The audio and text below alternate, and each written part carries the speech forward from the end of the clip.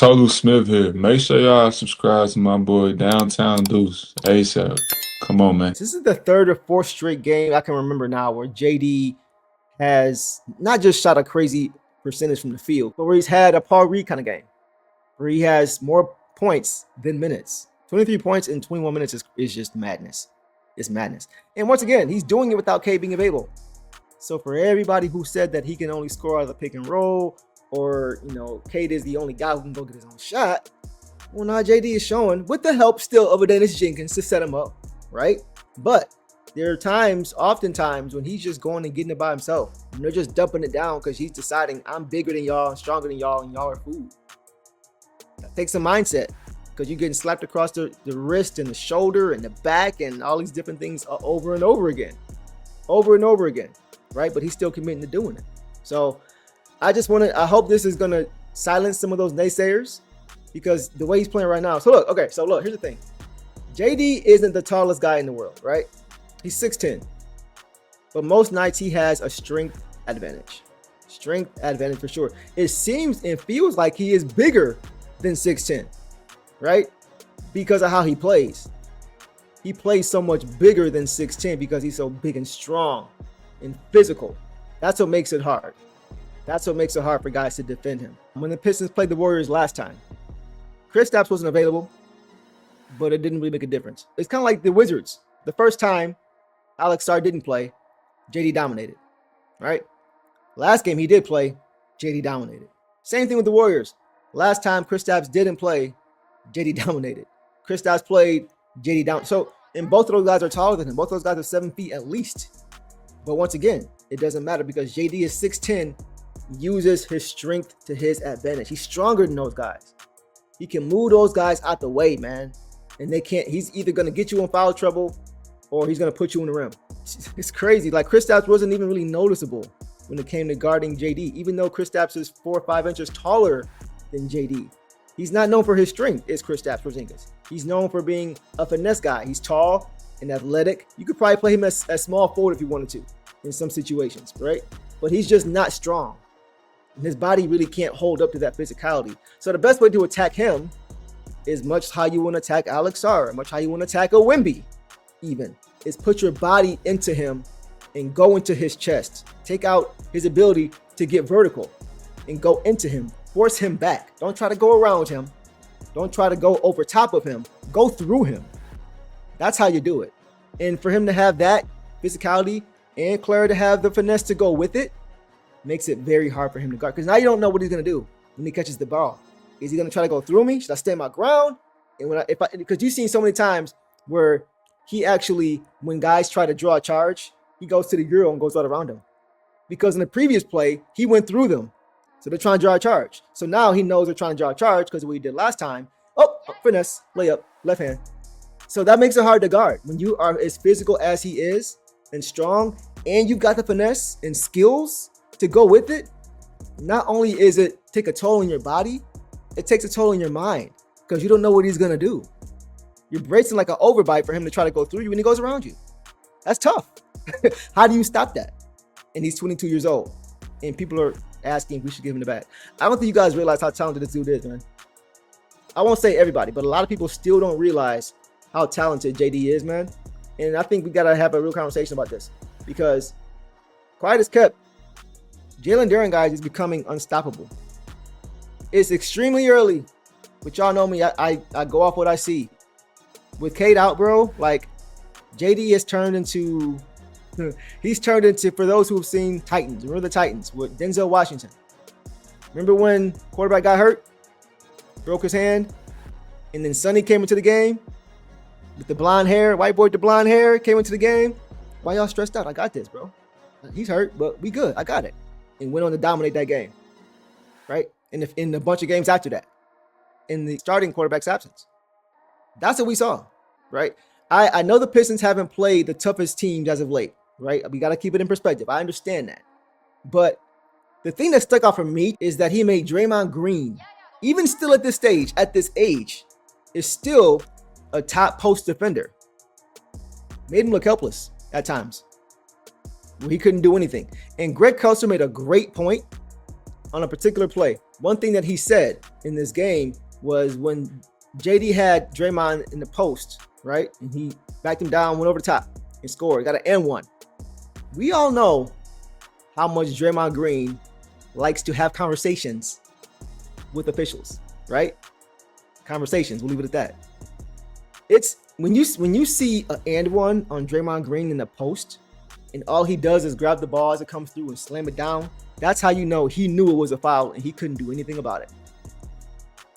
And that's what we saw. When you see Draymond doing that, when you see Draymond looking helpless like that, Draymond's still a great defender, but you can't teach JD's size. You can't teach JD's strength. And we've seen Draymond Green agitate and frustrate guys that are bigger than him. I think about a guy like Şengün, for example. In the playoffs last year, he struggled. Şengün is taller than JD. He's 7 feet. Right? But once again, it's about how you play. Şengün is finesse. He's not physical. He's flopping and falling down if you sneeze on him. If you look at him too hard, he'll break his ankle. Right? But JD is not built like that. JD's like, unless you're going to foul me, you're not going to stop me. So for all of the heart that Draymond Green has, and he's got a ton of it, shout out to Day, right? You just physically, you can't do anything with JD. You're just not big and strong enough. And that's what it comes down to. That's what it comes down to. So when I saw that one play and Greg Kelser saw it, I said, wow, he can't stop him. And it's interesting because that is exactly what Draymond Green said the last time these two guys played and went head to head. That's exactly what he said. He said the difference between Jalen Duren now and Jalen Duren a couple years ago is that he knows how to use his body now. He knows what he has to him. He's always been strong. JD's always been strong. Even when he first came into the league, he wasn't as big as he is now, but he was chiseled. He was strong.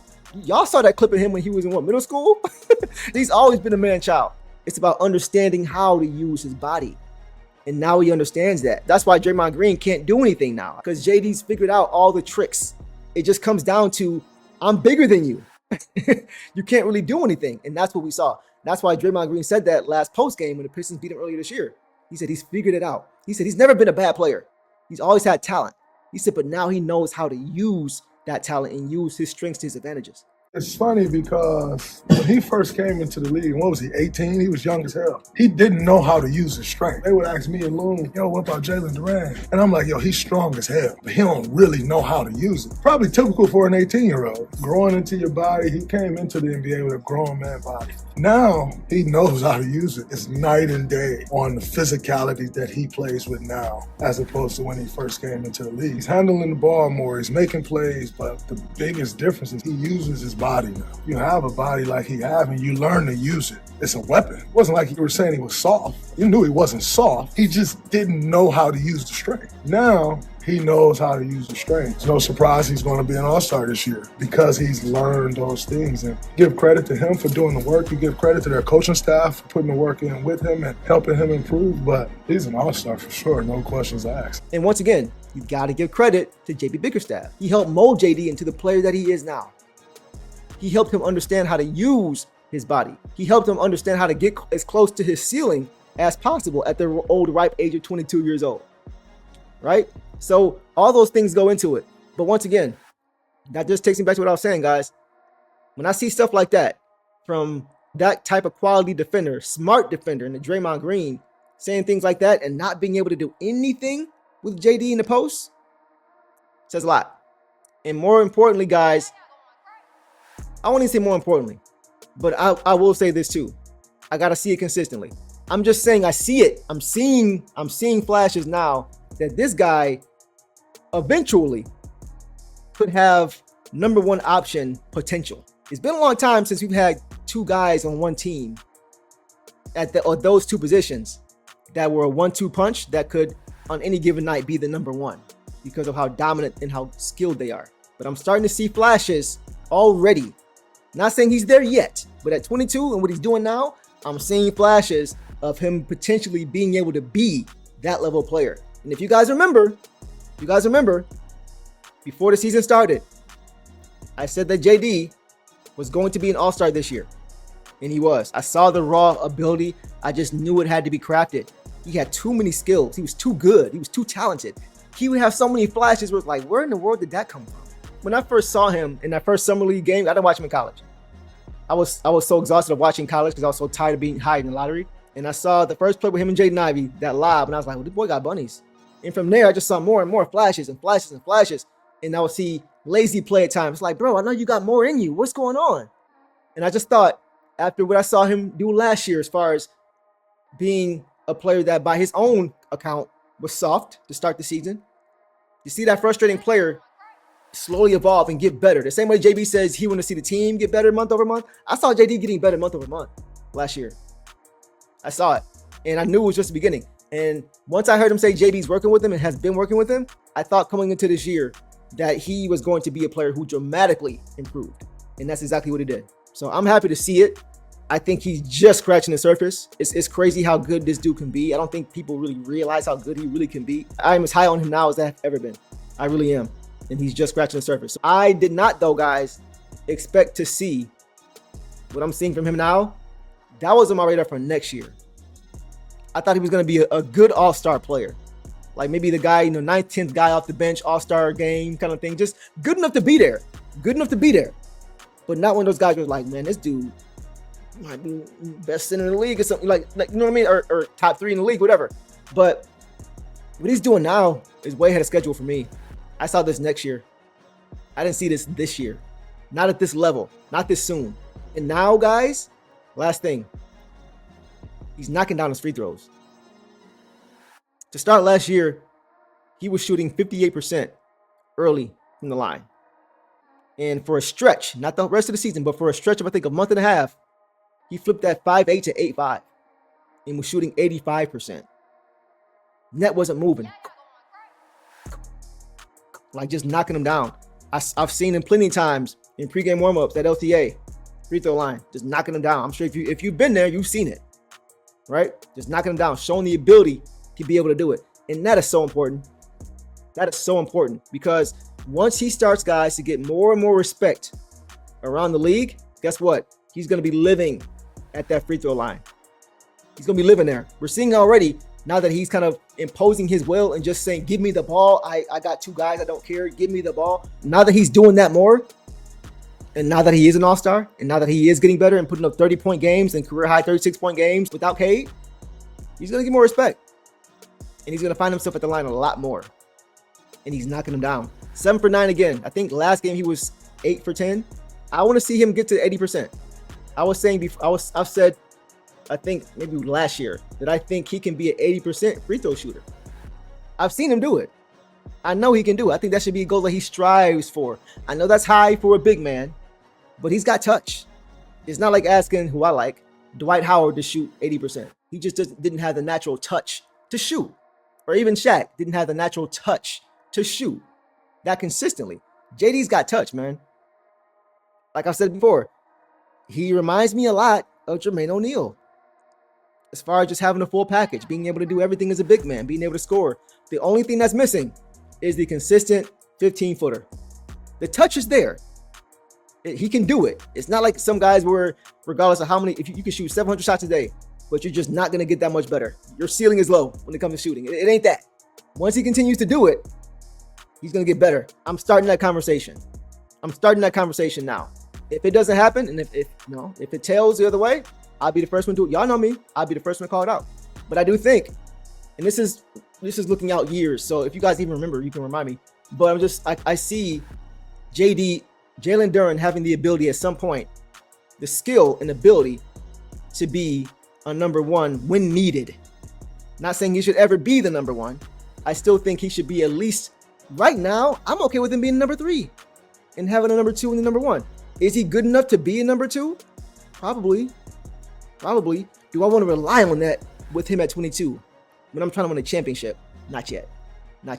So I just think his ceiling is very high. I don't think he's even come close to it. I think at his peak, he can be that guy. He's not there yet. He shouldn't be there yet. Nobody's there yet at 22, right? But he's showing already at this young age the signs. All the dirty work, all dog. I'ma dive on the floor, go try to block every shot. and I'm gonna be physical with you the whole game. You know Stu gonna be physical with you.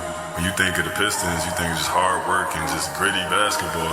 That's just the identity you gotta have when you put on that jersey. I'm not your average breed of canine. Not a good dog, I'm bad boy for life. I set the tone, don't care about no tick. Let it be known, I get my respect. Come in the lane and see I don't bluff. If you retaliate, that's on ya. Slick talking pundits, I hear you're ashamed. Talking that shop, you must run this way. Tryna tell ya, hit the dog palm, mess around, find out, Tryna tell ya, hit the dog palm, mess around, find out,